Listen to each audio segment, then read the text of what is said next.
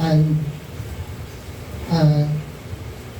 sabi po sa 1:13 verse 15, ginawa ko ito bilang halimbawa na dapat ninyong tularan.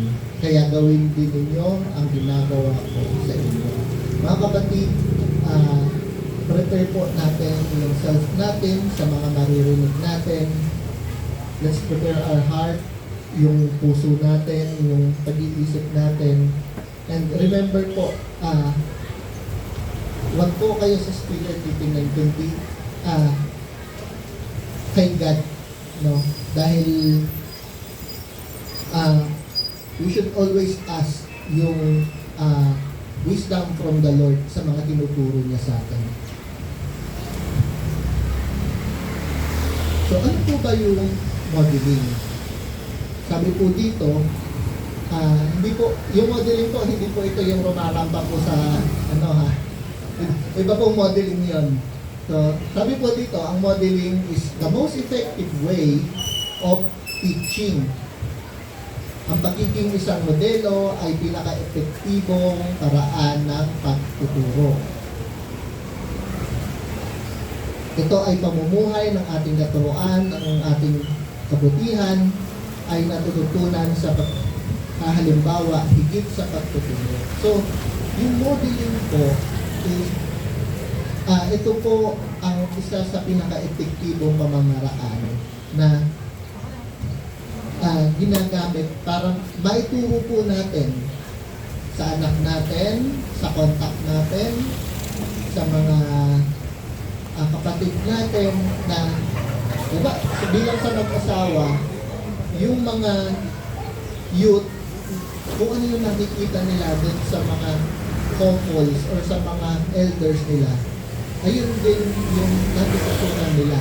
Kahit hindi namin sabihin, kahit hindi natin sabihin. Kung ayun yung nakikita minsan, ay, ganun pala si Kuya Dixie, gagayahin ko din. Ay, ganun din, ganun yung ginagawa to ni Kuya Miko, gagayahin ko din kasi ginagawa naman niya. Ibig sabihin, okay lang. No? So, next po is, sabi po dito, no, you cannot change your ancestors, but you can influence your descendants. So sabi po to sa book na Motivate na by Pastor Peter Tanchim, hindi daw po natin pwedeng palitan yung mga ancestors natin, yung mga nauna po sa atin na generation. Pero, pwede po tayong magkaroon ng influensya dun sa mga next generation natin. So, ano po ba yung meaning nito, no? So, tayo, sooner or later, mga kapatid, ay mag-iiwan po tayo ng legacy sa family natin, sa mga Bible group natin, sa mga contacts natin. But, ang tanong is, anong uri po ng legacy yung iiwan natin sa atin? Ano yung ipapasa natin sa mga anak natin, sa contacts natin, sa mga cell group natin? Material ba na bagay ito? Or something na pwedeng mas tumagal? So, papasa ba ito sa pagsubok ng panahon or ito ba ay temporal or walang hanggan? Ayan. So, I remember po, no, during our meeting po sa office, I was able po, mga kapatid, to share the gospel. And na-share ko po during the meeting, yung habang nagpe-meeting po kasi, no, may isa po doon na nagpe-prepare kasi nag-request siya ng meeting sa amin to approve something. So, habang nagpe-prepare siya, kinamusta ko. So, kumusta kasi alam ko dumating yung corporate niya from US. So, sabi niya sa akin is, okay naman, masaya kasi nagpe-prepare na sila to have a baby. Sabi ko, teka lang, bakit baby agad? Hindi ba pwedeng pakasal muna kayo? And, nagulat ako and ang answer niya is, ay hindi sir, kasi yung plan namin is to have a baby. Saka yung kasal siguro after 10 years. Sabi ko, bakit? Kasi sa family po namin, parang naghihiwalay din naman agad. So, ayun po yung legacy na iwan sa kanila na maghihiwalay din naman yung mga mag-asawa. So, during the meeting, syempre, napasapastart na yung meeting. Then, nung naisingit ko ulit, balik-balik ako sa sharing.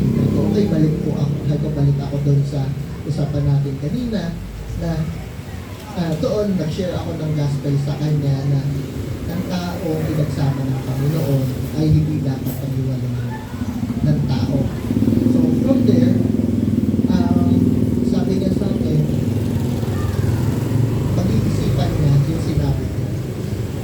So I hope, and pinag-pray ko na nawa ay mapag-desisyonan nila na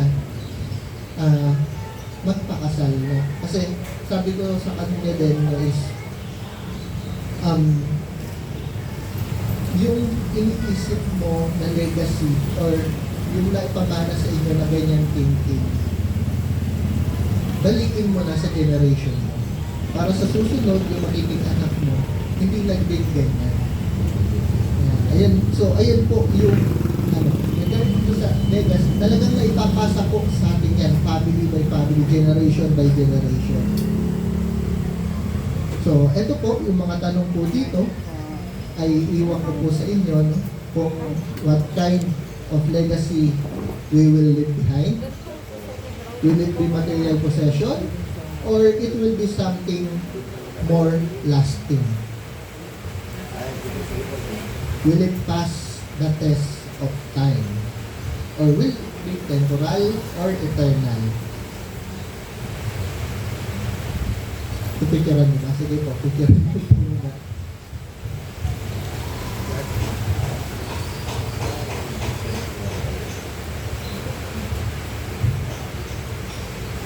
So, ngayon po, if you want yung maiwan natin na legacy is more lasting or yung talagang tumatagal, anong dapat natin gawin? We need to go back to the Bible. Sabi dito, there are no second chance, there is no take two. No? So, hindi po, sabi nga po, di ba, sa movie ni John Lloyd, One More Chance, wala pong ganun. Pagbuhay na po ang usapan. So we need an authoritative guide on how to do it effectively and right the first time. Dahil nga hindi natin kayang bumalik or balik yung time para ulitin yung mga nagawa natin, mga pagkakamali natin, or magkaroon sa we cannot have take two, no? Sa pagpapalaki ng mga bata. Ay, mali yung pagpapalaki ko sa bata ko, teka ulitin ko. Hindi naman pwedeng ganun, no? Same thing din po sa mga dinidisciple natin. So, yung lead po natin is authoritative guide kung paano ito gagawin ng mabisa at tama sa unang pagkakataon. So, ito nung binasa ko to, naalala ko yung boss ko, no, laging sinasabi na sa akin, if you can do it right on the first time, if you can do it right on your first try, do it right. No, sa first try pa lang natin ay gawin na natin tama kung kaya naman. No? So, paano natin gagawin tama? Sa una pa lang try natin. No? Again, why Bible? No? For example, sa appliance sa bahay. No? Pag nagka-problema or in case na magkaroon ng problema yung mga appliance natin, yung mga ginagamit natin, is ano ba yung binabalikan natin para ma-fix yung problema na yun or hindi natin mapagana yung isang bagay na binili natin. So, saan ba tayo magre-refer, di ba? dun sa manufacturer's manual. So lahat ng gagawin natin, doon natin i-refer. So again, why Bible? No? Siyempre, yung manufacturer manual, same thing po. Babalik tayo dun sa nag-create sa atin. And yung manual na ibinigay sa atin ng creator natin is the Bible. So, kaya kailangan po natin bumalik sa Bible. If we want to know how to fix our family problems and learn how to be a successful, effective parent, we need to go to the manufacturer's manual, the Bible. Ayan po ang manual natin sa buhay natin. We need to consult the one who designed the family, the Creator, God Himself. So, sino nga ba ang nag-create sa atin ng family? Sino nag-create ng family? Wala naman pong iba kundi si God. And binigyan niya tayo ng manual para mamuhay ng naaayon sa kanyang disenyo. Again, we need to go back po lagi sa manual ng buhay natin, which is the Bible. So, kaya sabi dito sa unang Corinto 11 verse 1, kaya tularan ninyo ako gaya ng pagtulad ko kay Kristo. From the Bible, modeling po ay isa din po sa mga need natin to have success parenting and to teach or sa teaching po sa mga disciple natin. No? Kaya po sinabi po dito ni Apostol Pablo, no? Kaya tularan ninyo ako gaya ng pagtulad ko kay Kristo. So modeling din po, no? Be imitators of me, just I also imitate Christ. So reminder po, hindi lang po ito para sa mga parent. This is also applies po sa lahat ng single. Kahit single kayo, dahil meron kayo mga dinidisciple, no? At meron sa inyong mga nakakakita ng mga bata, especially dun sa mga naglilid sa kids, no? Dapat ma-model nyo po. Kaya hindi po, wala pong exemption dito, even po yung youth. Then, sabi po dito, no? Our children copy us. The good, the bad, the ugly. We do not have to tell them to copy us. They will, whether we like it or not. So, whether we like it or not, yung mga anak po natin, contacts natin, or pati po yung mga nakakasama natin sa bahay, no? Kung hindi man po sila anak natin, ay they copy us. No? Masama, they copy us. Sabi dito, good, bad, and ugly. So, kinokopya nila tayo. So, kailangan po natin maging careful sa lahat po ng action natin. And sa may mga asawa, kung wala pa po kayong anak or malalaki na po yung anak nyo, we need to be a good example sa mga youth na kasi sila po, tayo may mga asawa, tayo naman po ang nagiging model for the youth na pagdating ng time, pag nagkaroon na po sila ng mga partners ay magiging reference nila tayo and in a godly way. So, kailangan po natin be careful lahat po sa lahat ng action natin. So, dito po, mga kapatid, let's prepare our heart. So, narinig niyo na po ba itong mga salita? Your actions speak so loudly that I cannot hear what you are saying. Malakas magsalita ang mga kilos mo, kaya hindi ko marinig ang sinasabi mo. Parang, dati alam ko na, naririnig ko ito sa mga lola ko na action speaks louder than words. Children have an inborn ability to mimic what they see, imitating not only our action but also our behaviors and attitudes. No? Marami po siguro dito laging sinasabi po sa mga bata or pwede din sa context po natin na gawin mo yung sinasabi ko, wag yung ginagawa ko. Di ba? Sino na po nagsabi noon sa bata or sa mga contacts? Wala na. Gawin mo yung sinasabi ko, hindi yung ginagawa ko. Yan. So, but based po sa research ay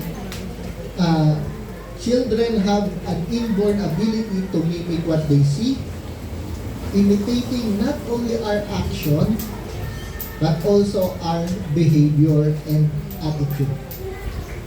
So, dapat talaga ma-practice natin yung godly action sa lahat ng pagkakataon, hindi lang po sa bahay, school, kahit po sa public places. So, ayan po, yung sabi po ni James Arthur Baldwin dun sa research niya, children have never been very good at listening their elders, but they have never failed to imitate them. Again, uulitin ko po, wala pong exempted dito. Hindi lang po ito sa mga may anak, lahat po tayo responsible po sa action natin maging single and youth. So ano po ibig sabihin nito? Kahit pa gaano maganda or katuwid yung mga sinasabi natin, tinuturo natin sa mga anak natin, sa mga contacts natin, if yung action naman po natin ay taliwas na sa sinasabi natin, never po nila matatandaan yung sinabi natin. Instead, ang tatatak po sa kanila yung action natin, yung kilos natin.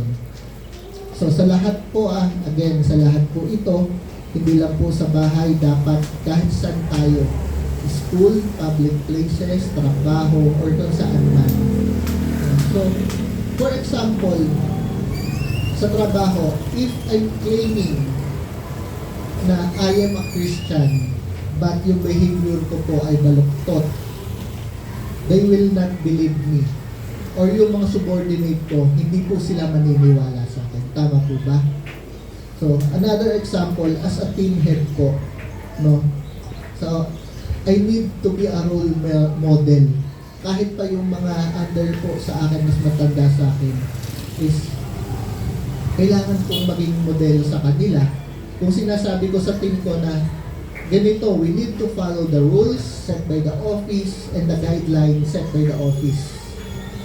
And dapat yung work from home, may work from home po kasi kami, is need natin makita talaga na nagwo-work tayo.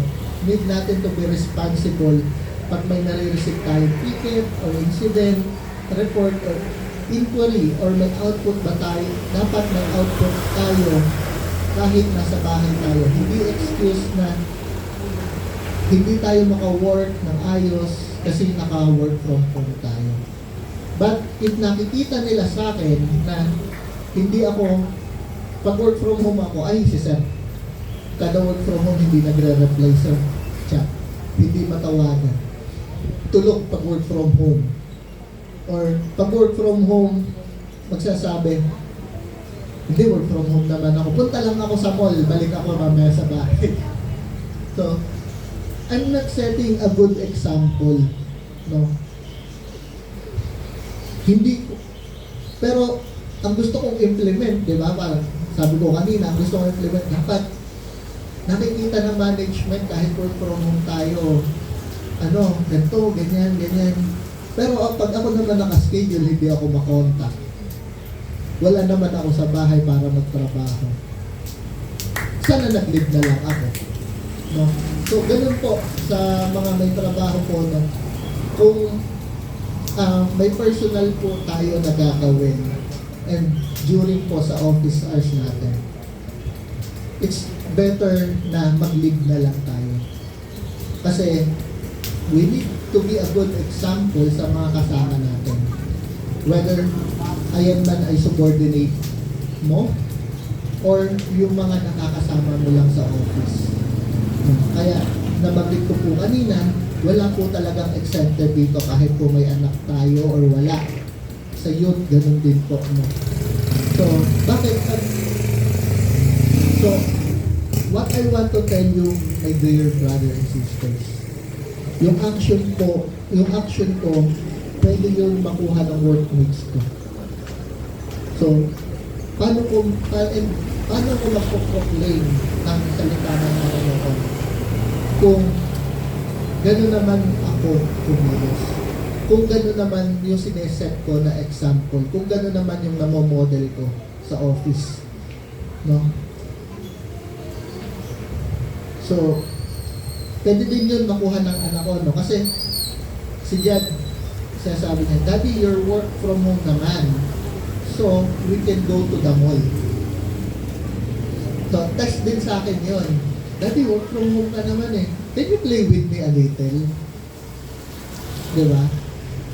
Yes, nasa bahay ako. But, hindi, as to be a good example, paglaki niya nagtatrabaho na siya, ay si Daddy, pag work from home, nakikipaglaro lang naman sa akin nun. Pero sumusweldo, pwede naman pala yun. Diba? So, kaya, let's be careful po, no? Same thing po sa mga contacts natin. Baka ang gagaling na po natin mag-insight, napaka-righteous na sinasabi natin during PS or cell group, lagi tayong present sa lahat ng activity, pero yung action natin, hindi tayo good example. Sa contacts natin, sa family natin, no? And if yan nagaya ng anak natin, yung mga contacts natin, ang contacts po natin ay anak din po natin. Ha? Sabi nga po kanina, there is no second chance. There is no take two. Hindi na po natin kayang ibalik yung time para itama yung pagkakamali natin. We cannot correct them or rebuke them kasi nakikita nila sa atin hindi yung image ni Christ. Yung na-model natin is yung image ng world. No? Ayan. So, next po is we cannot teach effectively what we do not practice, and we cannot give what we do not have. We must set the example first. Sabi po dito sa Deuteronomy 6:5-9, mahalin ninyo ang Panginoon na inyong Diyos ng buong puso, ng buong kaluluwa, at ng buo ninyong lakas. Huwag ninyong kalimutan ang mga utos na ito na ibigay ko sa inyo ngayon. Ituro ninyo ito sa mga anak. Pag-usapan ninyo ito kapag kayo nasa inyong mga bahay, at kapag naglalakad, kapag nakahiga, at kapag babangon kayo. Itali ninyo ito sa inyong mga braso. O ilagay ninyo ito sa inyong mga noo bilang paalala sa inyo. Isulat ninyo ito sa mga haba ng inyong bahay at sa bukana ng pintuan ng inyong mga lungsod. No? So, if mapapansin po natin dito, binanggit ko dito lahat ng posisyon and lahat ng lugar. Nasa bahay, naglalakad, nakahiga, babangon. Binanggit din dito na itali sa mga braso or sa noo, isulat sa hamba ng bahay at sa bukana ng pinto ng lungsod. Meaning, dapat ano man yung ginagawa natin, and nakahiga man tayo, naglalakad man tayo, nasan man tayo, ano man iniisip natin, huwag natin kalimutan na ang utos na ibinigay sa atin, we need to imitate Christ so we can be model. Let's be intentional, be a model every day, moment by moment. So,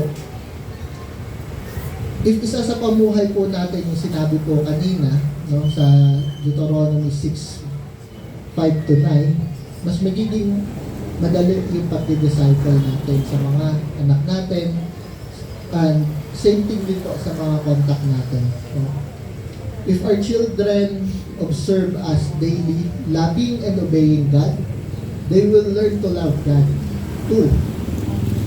No? Pag nakita nila na nag-obey tayo, mahal natin ang Panginoon, sila mismo, ganun din. And when our children love God with all their hearts, parenting will be more easier or became easier.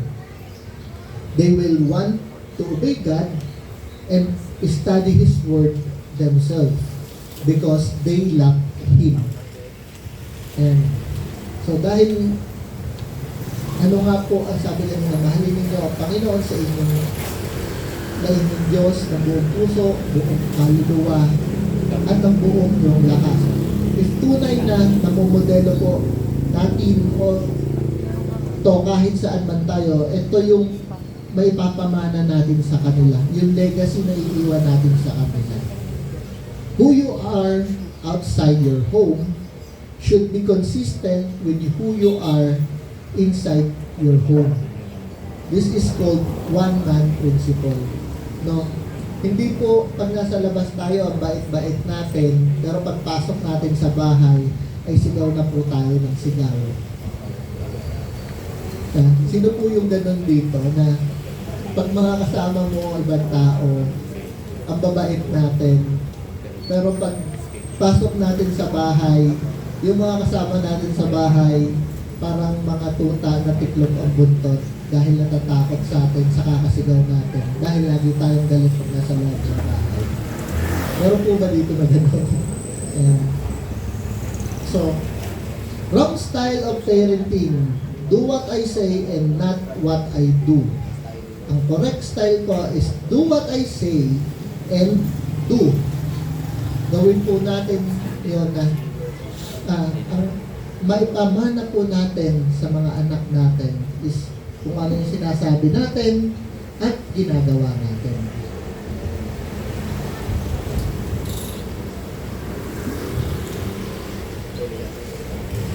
What should we model?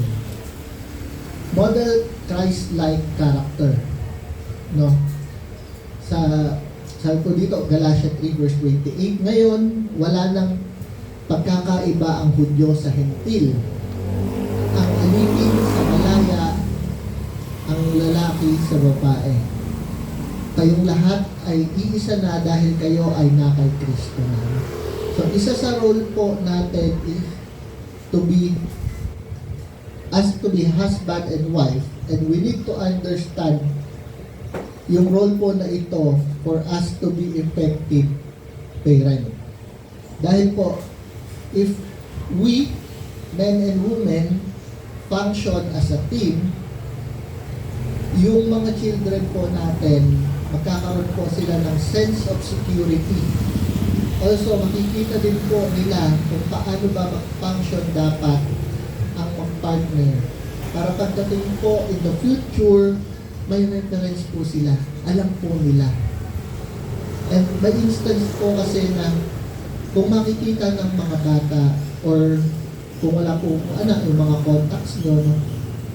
Ang namomodel is yung laging nag-aaway or nakikita na walang respeto sa bawat isa. Maghilig po ito sa reflection na hindi po natin ma-fulfill yung God-given role sa atin. Especially yung mga married po dito, and possible po ang impact po nito is long-term negative consequences for the family. And yung possible result din po is ma-confuse yung mga bata about sa role of husband and wife. And yung gender confusion possible magkaroon din po gaya po sa Galatians 3 verse 28. Na binanggit po dito ay lahat yung men and women are created equal. No? Hindi po pag nasa labas, sinusunod po natin yung husband natin. Pero pag nasa loob po, pinakikita po natin sa mga ay hindi po yung lalaki yung nasa head as family. No?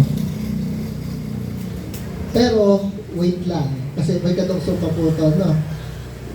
yung model as a husband, model the husband roles. He is to lead. Yung role po na design ni God ay may proper function for the family. And hindi po ito indicator, uulitin ko, hindi po ito indicator na superiority o inferiority. Kasi di ba po kanina sinabi po, equal. No, created equal. But, may God-given role po tayo. No? God has designed the husband to lead his wife and children as a servant leader. Hindi lang po leader, as a servant din. In an understanding manner, no? Sa Efeso 5 verse 23, sapagkat ang lalaki ang siyang ulo ng kanyang asawa, tulad ni Kristo na ulo ng iglesia na kanyang katawan at siyang tagapagligtas nito. So, please take note po na sa isa pong company, wala pong, or organization, wala pong dalawang CEO. No? So, ano po ba, again, ano po ba yung role ng husband? No?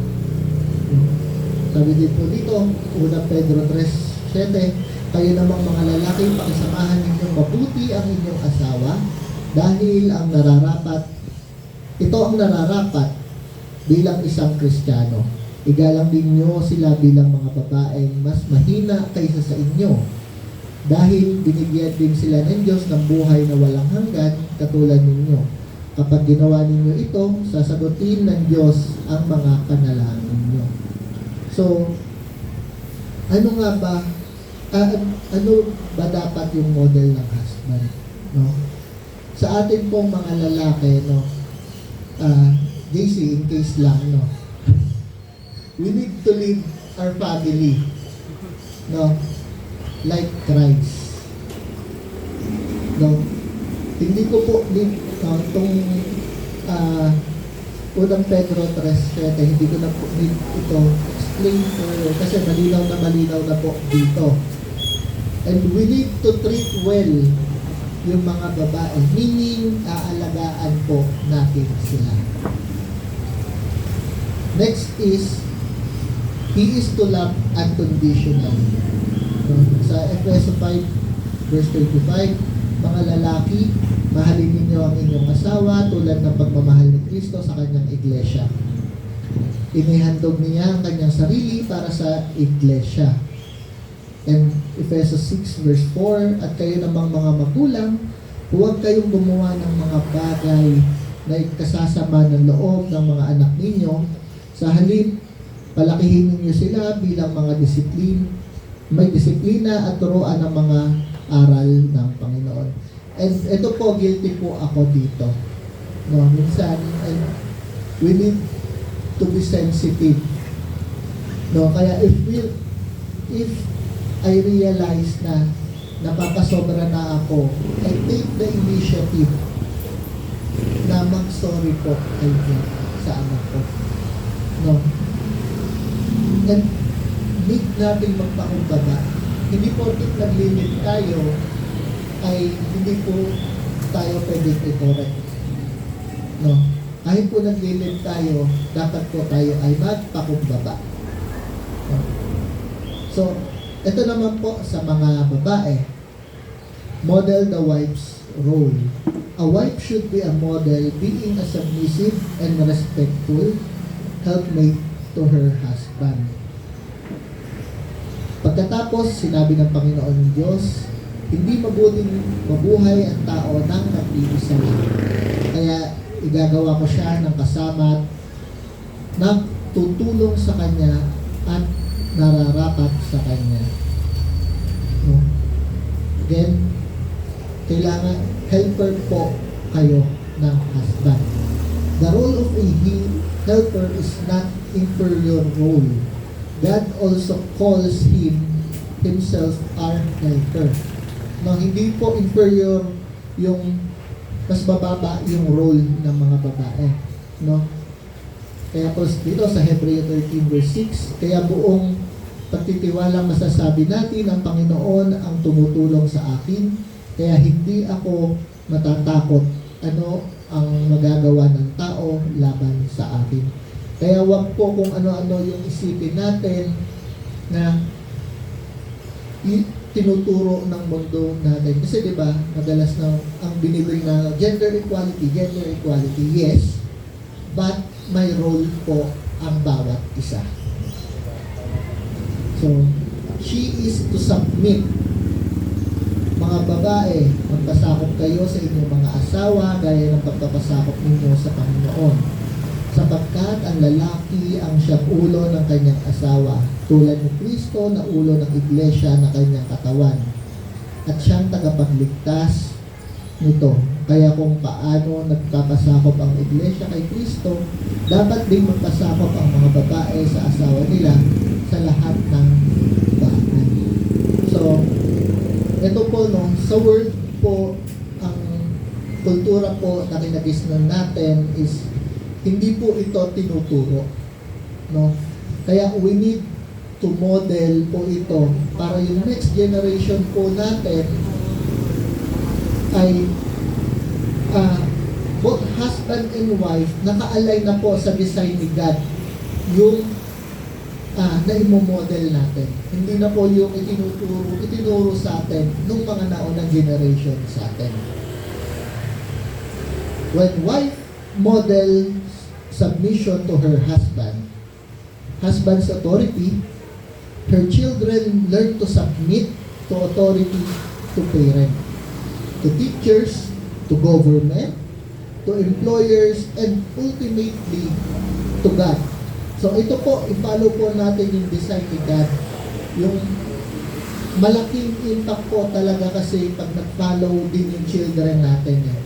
So, sa ating mga married couple, let's model po sa youth na yung nararapat. Kasi sila mismo, mga anak din po natin sila. And as part of the body, no, hindi po natin, if hindi po natin ma-model sa kanila yung tama, paano na lang sila pagdating ng time naman nila, no?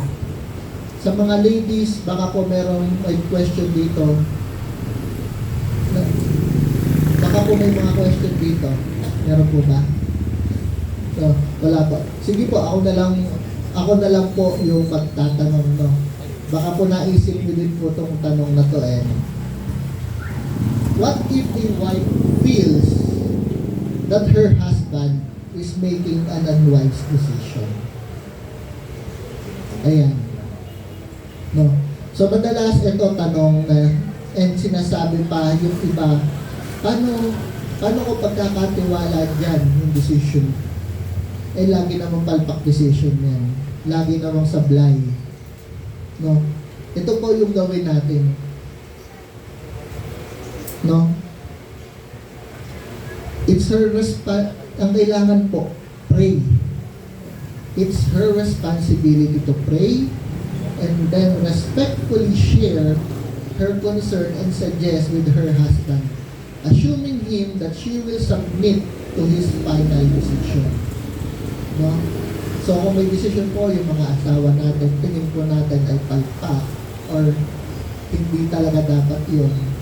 Ang kailangan po, huwag po agad mag-react and pray.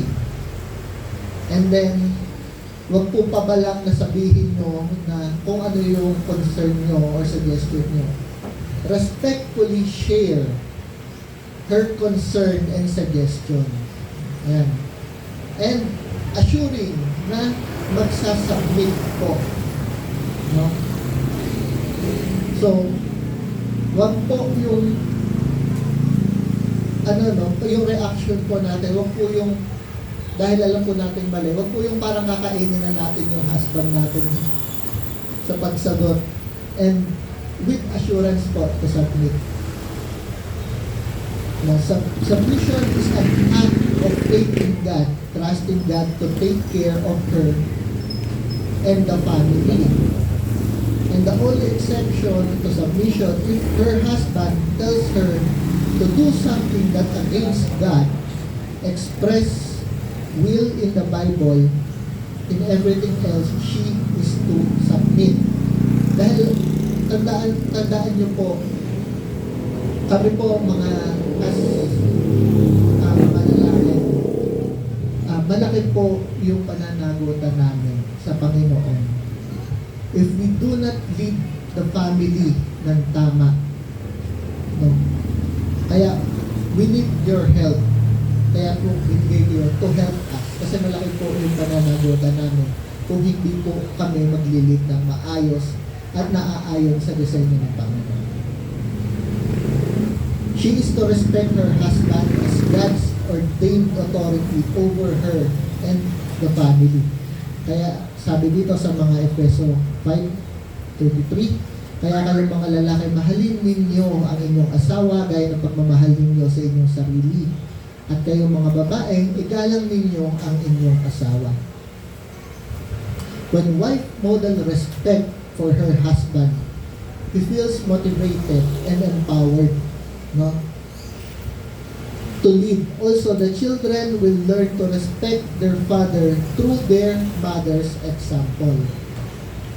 Respect, napaka-importante po nito sa isang lalaki. Sabi po dun sa book, no, it is God-given need as the leader of his family. Hindi po love, kundi respect po ang kailangan. Pero syempre, if hindi nyo po love yung husband mo, paano nyo po siya ire-respeto? Ayan. Mabilis na lang po to, konti na lang. The sobering truth is that when our children get married and have their own families, they will copy our model. And as a husband, as a wife, as a parent. No? So, ito po yung sinasabi ko kanina na the time will come, yung next generation po, magkakaroon na rin sila ng family. And early on, habang kasama po nila tayo, mamodel na natin yung tama. Kasi baka mamaya, during the time, hindi po natin alam na magkaroon na silang family, ay hindi na nila tayo kasama. Ano pa yung magiging guidance nila? Kundi kung ano yung na-model natin sa kanila. So, sa pamamagitan ng kaya if yung wife will disrespect the husband sa pamamagitan ng salita, tono ng pakikipag-usap, or body language, no, na habang nagsasalita, yung lalaki may pag-irap pa, no, at nakita ng mga bata, pag pinagsasabihan mo yung bata, ihirapan ka lang din yan. No. So, then possible po na yung mga bata will disrespect na po yung father nila. Also, same thing sa mga mother nila. Diba? Being controlled by the Holy Spirit is power. Hindi tayo magiging puwarang katulad ni Kristo sa ating mga anak sa sarili nating lakas. Ang lihim ay ang mapasakop at mapalakas ng Espiritu Santo na nananahan ng permanente sa atin kapag tinanggap natin si Kristo sa ating buhay. No, sabi dito, Corinto 11 verse 1, kaya tularan ninyo ako gaya ng pagtulad ko kay Kristo. Ito ang mga katangian na ipapakita natin sa ating mga anak kapag tayo ay pinalakas ng Espiritu Santo. Kaya mamuhay kayo ng ayon sa Espiritu upang hindi ninyo mapagbigyan ang pagnanasa ng laman. So, if namumuhay tayo or pinalakas tayo ng Holy Spirit, hindi po tayo mamumuhay sa nasa ng laman. So, and Galatians 5 verse 22 to 23, ngunit ito ang bungang makikita sa taong namumuhay sa kapangyarihan ng Espiritu. Pag-ibig, kagalakan, kapayapaan, pagtitiis, kabutihan, kagandahang loob, katapatan, kahinahunan, at pagpipigil sa sarili. Walang batas laban sa mga ito. No?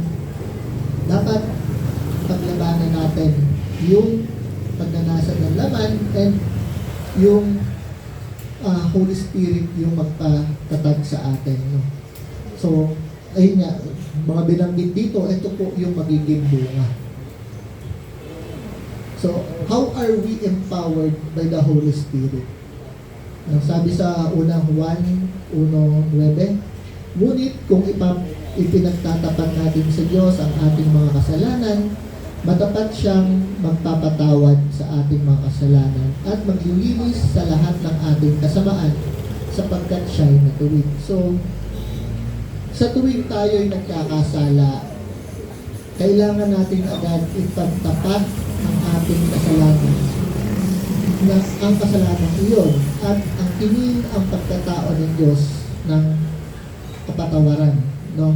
Then surrender the control of our life to God again and ask the Holy Spirit to take control and empower us to live and model to our children in a life that is pleasing to God. Remember po, if madalas na tayo nagre-repent, no, baka po may mag-isip sa inyo, no, bakit nung lumapit ako kay God, parang mas lalo, may ako nagre-repent, or parang mas nakikita ko, dami kong kasalanan, or parang ang daming problema. Kasi, di ba, pag nasa dilim tayo, kita niyo ba kung may dumi tayo? Hindi, di ba? Pero, as we walk doon sa liwanag, hanggang palapit tayo ng palapit sa liwanag, mas nakikita natin yung dumi sa atin. Kaya, habang nalapit tayo, yung repentance po natin hanggang paano na, andyan na talaga, parang may moment by moment, ay, nagkasala ako. Kasi nandun na tayo, malapit na tayo sa liwanag. Kaya mas nakikita na natin yung dumi sa atin. Sa katawan natin. No? So, pray. And lastly po, last na po ito, no? Mga kapatid, if we are empowered by the Holy Spirit, if ever na need natin sumagot sa mga bata, contacts natin, sa mga kapatid natin, ito po ang gawin natin. Pray. P.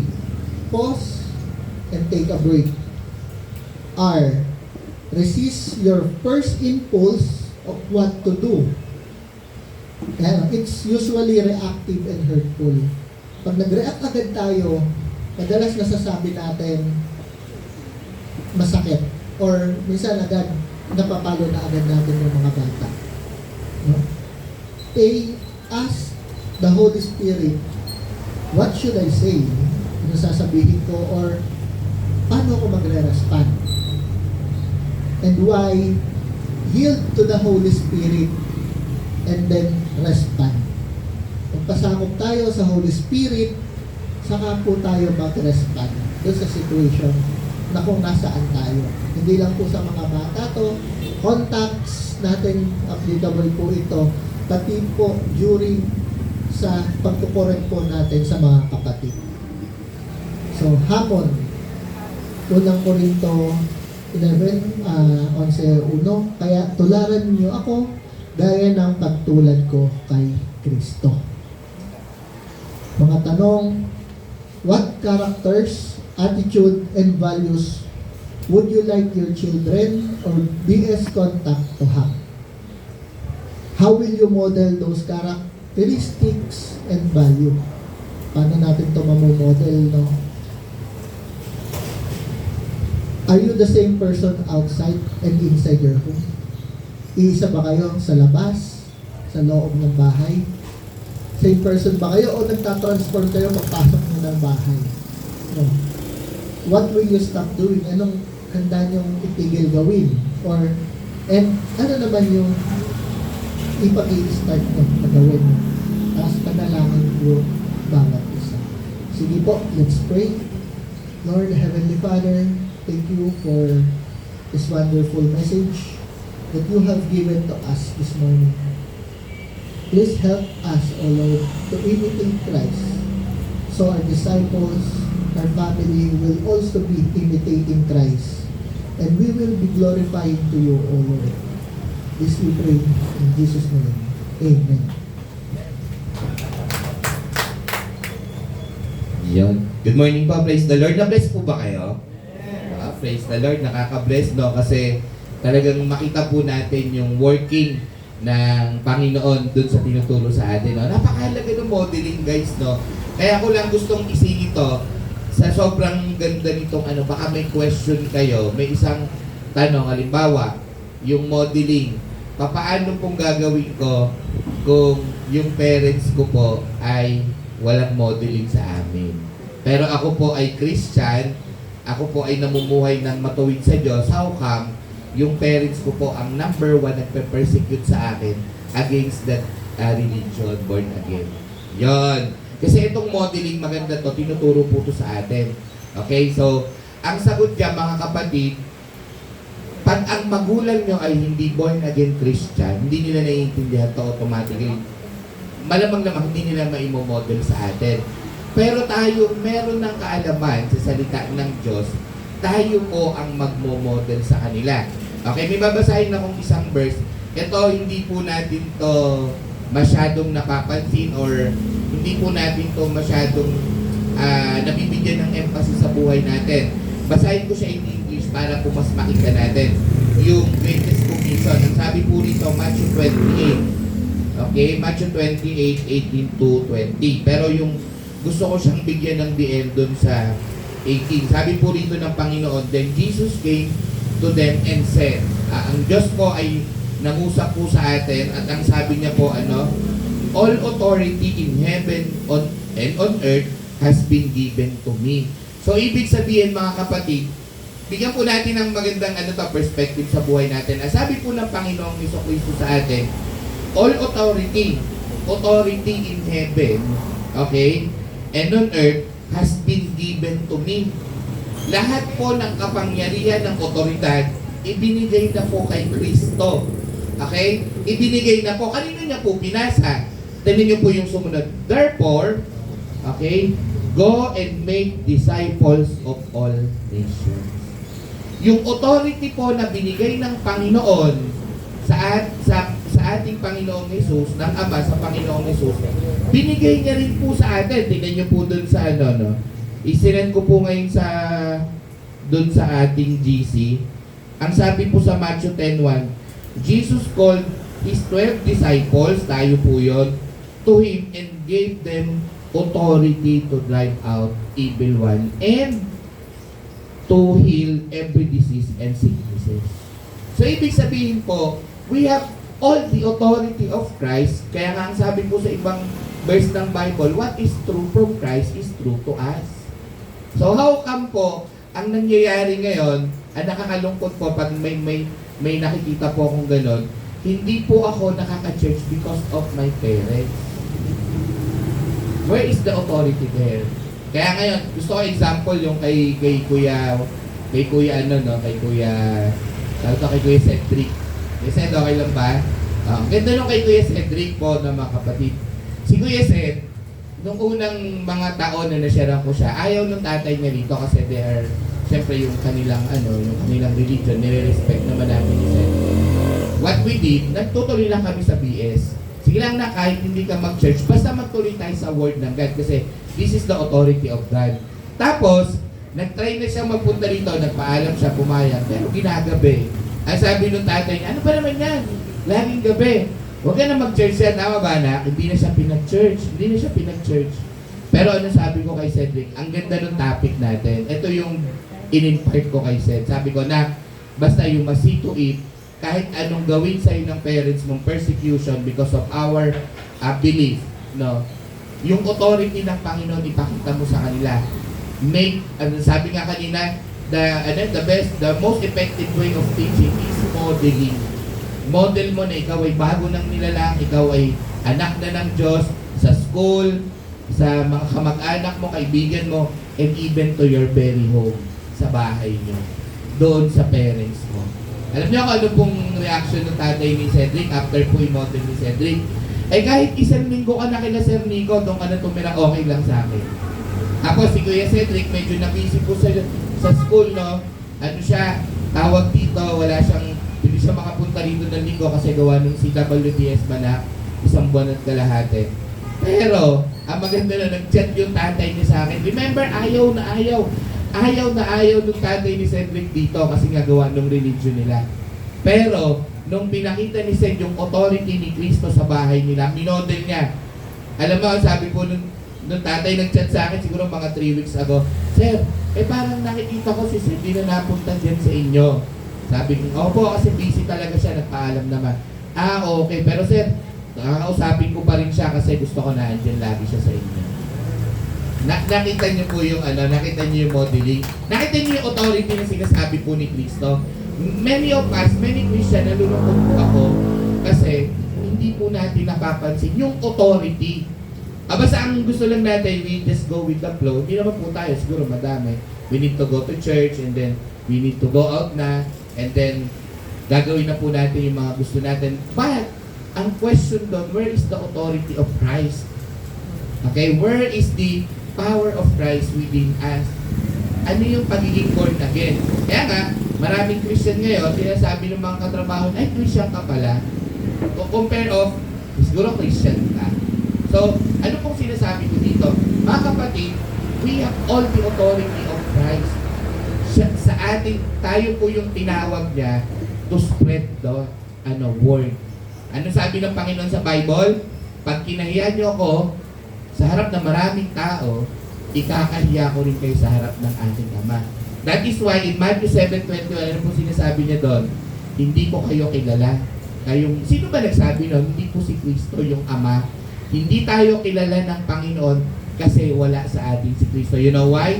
Yung authority ni Christ nire-check po ng bawat isang Kristyano. That is why, hindi siya pinoprotect ng Panginoon doon sa bahay nila, sa family niya, sa trabaho niya, and even to his friends.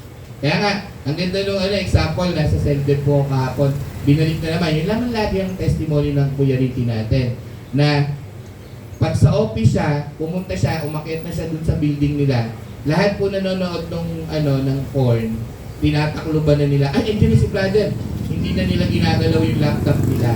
Kasi dumadating si Kuya Ricky. Bakit? Anong ginagawa ni Kuya Ricky? Wala siyang ibang ginagawa kundi pinapakita yung authority ni Christ.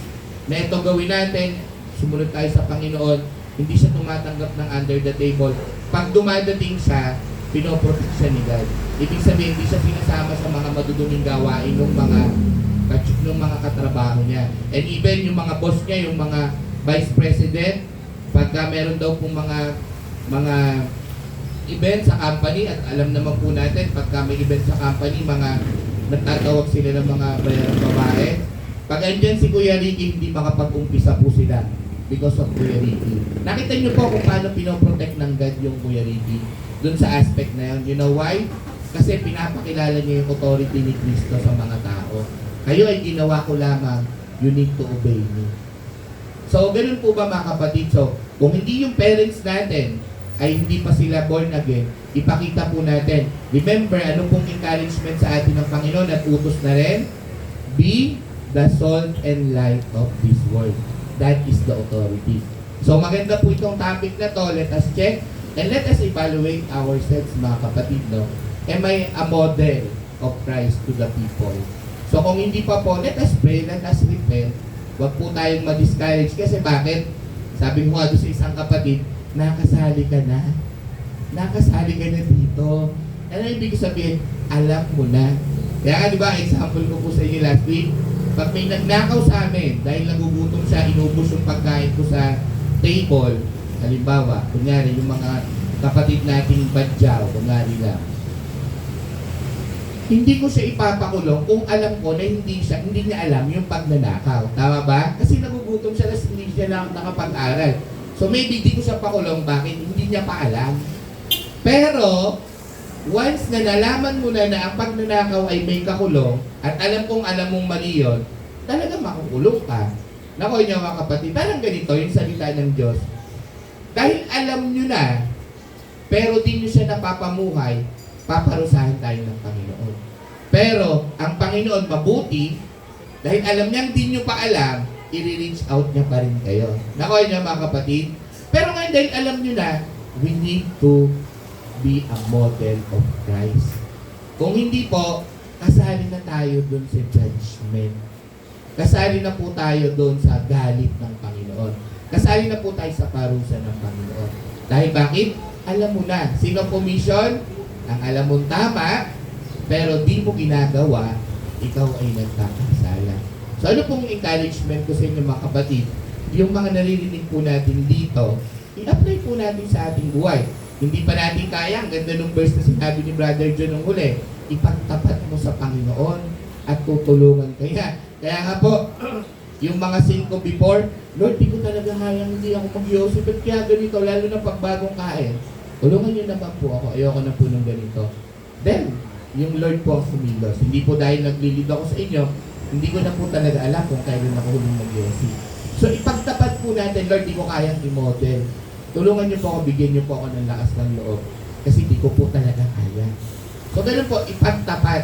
Kaya nakakalungkot po ngayon, dadalawa na lang kayo ng di mo pa maipagtapat. So, yung desire ng heart mo, hindi nga po natin, hindi natin siya ma-apply. Kasi yung desire para ng heart natin, ganun. Eh, paano naman, Kuya Nico, kung, paano naman po kung may contacts ako, i-model. How come sabi mo mag-PS tayo, tapos ikaw wala ka rin PS? I-model po natin. Kasi ito po ay authority na binigay ng Panginoon. Okay? Paano mo ma-check yung contact mo na nakasimangot? Eh, pag naando ka sa inyo, wala ka nang ginawa, kundi magsimangot. Modeling.